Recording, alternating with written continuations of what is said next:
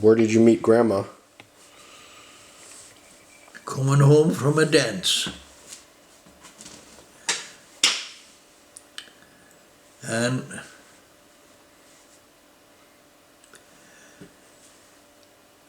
she had a pal, Nora Frayne.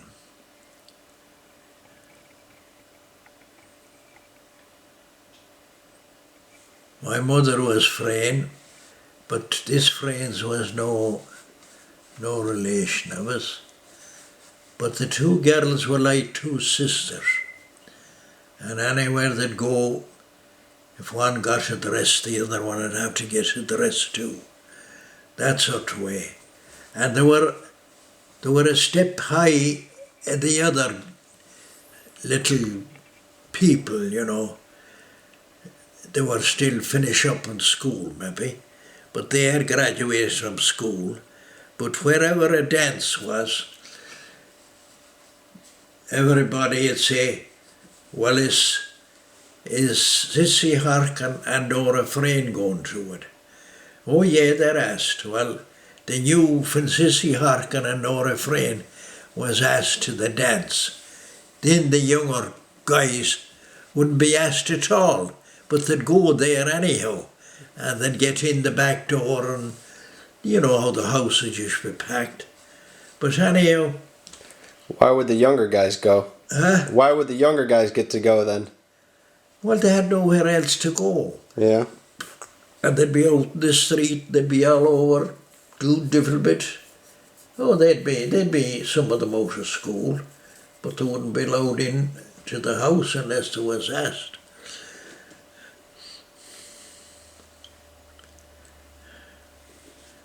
But anyhow, we were at this dance anyhow and coming home anyhow.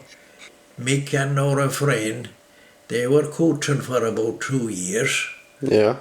And this old bird was on his own. So we'd go from the dance, and when I caught up with the Sis, Mick and Nora was about 10 yards in front of her and dragging her arse with her. And I says, where are you, boyfriend? She says, I have none. And I put my hand round her and I says, well, you have one now. And that was it? That was it.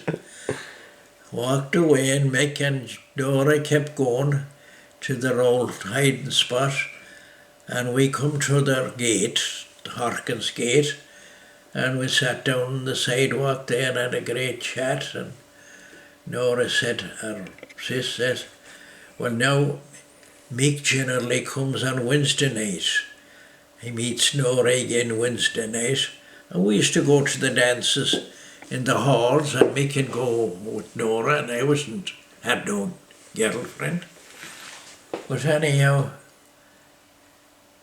why don't you come with Mick Wednesday night? I says, I never dated a girl. I said, I was into all the rest of going to England, coming back and joining the rest of the boys. I says, playing cards and stuff like that. And I come up with Mick. Well, the conversation went anyhow that I said I might. So Mick was polishing and getting ready in the room. And I says to Mick, I says, are you a date tonight? I have. What do you want to know? Well, I says, I have one too. Who have you the date with? He says, your friend Sissy Horkan. Are you going up? I am.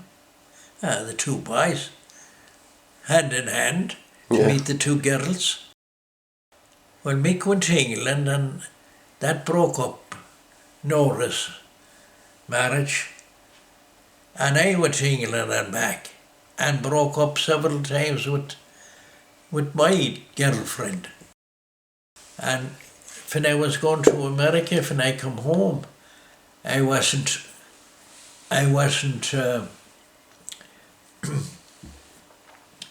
supposed to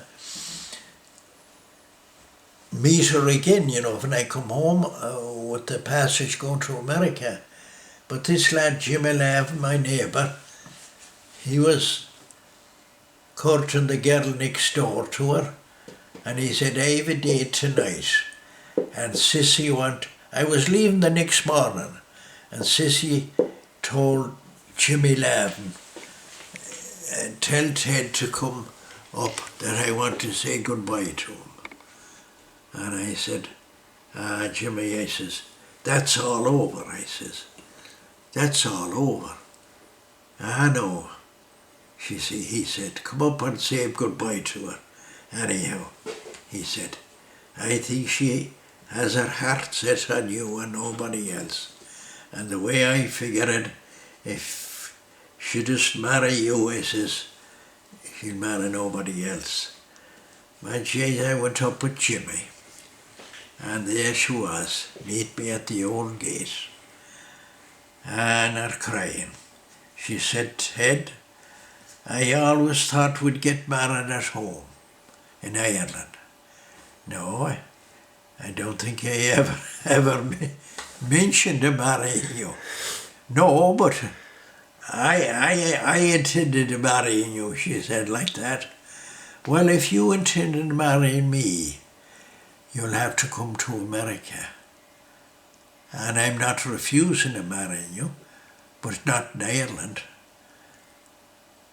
I went in 1948 and she landed in New York in 1949.